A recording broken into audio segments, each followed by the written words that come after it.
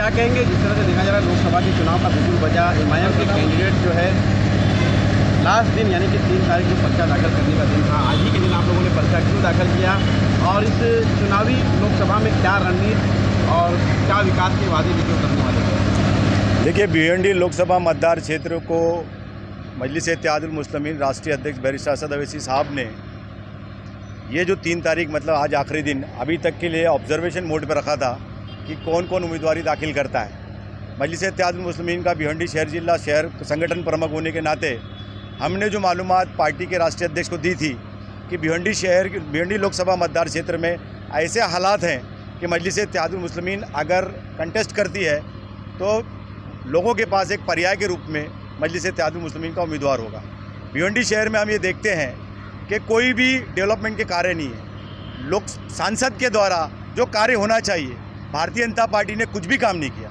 उसको देखते हुए लोग जो है परेशान हैं। बाकी जो उम्मीदवार लड़ रहे हैं वो भी कहीं ना कहीं हम देखते हैं कि कल बीजेपी में शामिल हो सकते हैं। इसलिए लोगों को ऐसा लगता है कि ऐसा उम्मीदवार जो इंडिया गठबंधन की तरफ से उतरा है, कल को अगर उसको वोट डालते हैं तो वोट खराब ना हो।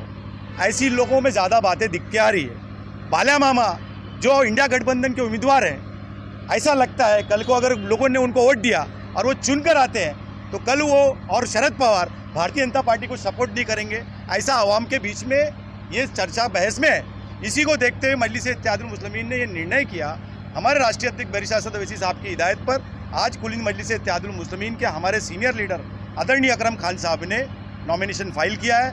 इंशाअल्लाह हम लड़ेंगे और जीतेंगे। देखिए, मुस्लिम वोटर जो है वो पिछले 70 साल में एक ही सोच के साथ हर 5 साल में ये देखता आया है कि ये मुझे इंसाफ दे। इंडिया गठबंधन लगभग पिछले 70 साल में, ख़ासतौर पर मैं कांग्रेस और राष्ट्रवादी की बात करूंगा, इनकी हुकूमतें ज़्यादातर रहीं। आप देखिए भिवंडी में टोरेंट किसने लाया, आप देखिए भिवंडी में सड़क की प्रताड़ना किसने दिया। क्या शोएब गुड्डू, रशीद ताहिर मोमिन जो भिवंडी शहर में ख़ास तौर पे लीडरशिप कर रहे हैं, इन्होंने भिवंडी शहर को इंसाफ दिया? क्या रशीद ताहिर मोमिन भिवंडी शहर में आमदार नहीं थे? क्या शोएब गुड्डू की अध्यक्षता में भिवंडी शहर में पिछले 10 साल में महापौर और उप महापौर कांग्रेस राष्ट्रवादी कांग्रेस पार्टी का नहीं बना? तो शहर की जनता को इंसाफ किसने दिया? सिर्फ शहर की जनता को लूट खाया इन्होंने। इसलिए मजलिस-ए-इत्तेहादुल मुस्लिमीन एक पर्याय के रूप में न सिर्फ 2019 की विधानसभा में 45,000 वोट हासिल करके जनता का विश्वास प्राप्त की थी, अभी आने वाले वक्त में 2024 को जो 20 तारीख को चुनाव होने वाले हैं, इंशाअल्लाह भारी मतों से मजलिस-ए-इत्तेहादुल मुस्लिमीन के उम्मीदवार अकरम खान साहब कामयाब होंगे। भारतीय जनता पार्टी सिर्फ और सिर्फ नफरत की बात करती है। अगर उन्होंने विकास किया होता तो मोदी जी मुसलमानों के खिलाफ बात करते हुए नजर नहीं आते। मोदी जी ने क्या किया पिछले 10 साल में? हमारे हिंदू भाइयों के साथ नाइंसाफी की। क्या किया उन्होंने? ना नौकरी दी, ना डेवलपमेंट का कार्य किया, सिर्फ हिंदुइज्म की बात करते हैं। लोकसभा के सांसद को लेकर क्या कहेंगे, उनकी बात नहीं कर रहे हैं आप? देखिए, कपिल पाटिल साहब 10 साल से खासदार हैं, मंत्री थे। क्या किया उन्होंने शहर में? टोरेंट को भगाने के लिए उनका क्या किरदार है?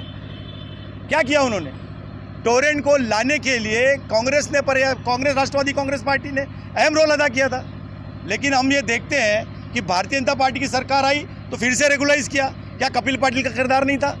तो कपिल पाटिल साहब जो है, भारतीय जनता पार्टी जो है, भिवंडी शहर को बर्बाद करने के लिए हर मुमकिन प्रयास में है। आपके कैंडिडेट की लड़ाई किससे रहेगी? देखा जाए तो नीलेश सांवरे, बालिया मामा और कपिल मोरेश्वर पाटिल जो कि 2 बार सांसद रह चुके हैं। देखिए, जनता तय करेगी। आने वाले 15 दिन हम जनता के बीच में अपनी बात रखेंगे कि किस तरह भारतीय जनता पार्टी और इंडिया गठबंधन ने शहर को लूट खाया है। ये वोट काटने की वोट काटने की ये जो है राजनीति तो नहीं है आप लोगों की, क्योंकि आप पर हमेशा आरोप लगा है। देखिए, 2014 में मेरे साथी अकरम खान साहब जब पहली बार चुनाव लड़ रहे थे, तब भी यही बातें होती थी। लोग उम्मीदवार बनने को तैयार नहीं थे, लेकिन अकरम खान साहब ने भिवंडी शहर की सारी लीडरशिप को पछाड़ते हुए सबसे ज़्यादा मुसलमान कैंडिडेटों में सबसे ज़्यादा वोट हासिल किया था। और आज भी हमें उम्मीद है कि वो जीत हासिल करेंगे। इस बीच कोई बड़ा लीडर आने की उम्मीद है क्या बड़ी सभा में? बिल्कुल, हमारे आगरा पर राष्ट्रीय अध्यक्ष बैरिस्टर असद अवैसी के साथ साहब हबीब मिल्लत अकबरुद्दीन अवैसी साहब, स्टार प्रचारक के रूप में खासदार इम्तियाज़ जलील साहब, वारिस पठान साहब, क्योंकि बिहार में भी इलेक्शन खत्म हो चुके हैं, यहाँ बिहारी वोटर ज़्यादा है, तो अख्तरुल ईमान साहब भी आएंगे, ऐसा हमें उम्मीद है। विधायकी के बाद आपको जो है सांसद का टिकट दिया गया और पार्टी ने जो विश्वास जताया है इसको लेकर किस तरह से खरा उतरेंगे और किन किन मुद्दों को लेकर आप जनता के बीच में जाएंगे? पहली बात तो मैं ये बोलना चाहता हूँ कि बैरिस्टर असदुद्दीन ओवैसी साहब, जब मेरे को बहुत शुक्रिया अदा करना चाहता हूँ कि मेरे ऊपर जो विश्वास करके ये मेरे को यहाँ पे लोकसभा का टिकट दिया और लड़ने के लिए वो हुआ।